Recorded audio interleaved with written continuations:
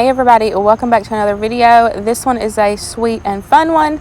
I made a Italian cream cake a couple weeks ago and I'm finally able to get it edited and get it put up for you guys.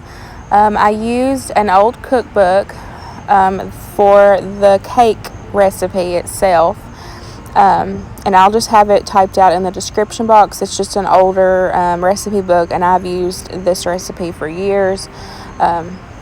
Absolutely, well, I personally don't like it just because I don't like coconut, but it's always been a family favorite and customer favorite when I've made it for customers a long time ago.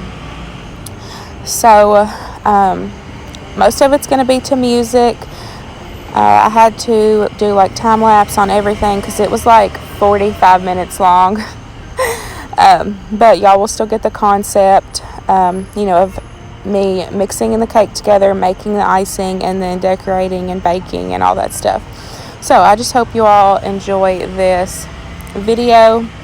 This is also in collaboration with Missy over at Love Missy and Stephanie over at Home Sweet Stephanie. I love both of their channels. They're both super sweet. So they are hosting this open Thanksgiving collab where you can do anything Thanksgiving at all. So of course a cake is normally my go-to because that's what everybody loves. So don't forget that I will have both of their channels linked in the description box below, as well as a Collab playlist where you can see a bunch of other Thanksgiving dishes. And let's go ahead and get started. So like I said, for this cake itself, I use an older cookbook, and it's just your traditional traditional Italian cream cake. There is coconut, buttermilk, egg yolks, egg whites, sugar, flour, vanilla, and pecans, and just all that good stuff. Y'all will see how I for this recipe you divide up the egg, and you whip the egg whites and then fold them into the batter towards the end, and then you fold in your pecans and and then put your coconut in there. You want to fold those in at the end because you don't want to over mix your cake. And if you do that with with your hand mixer or with a KitchenAid, you're going to over mix the cake itself. But y'all will see me doing that.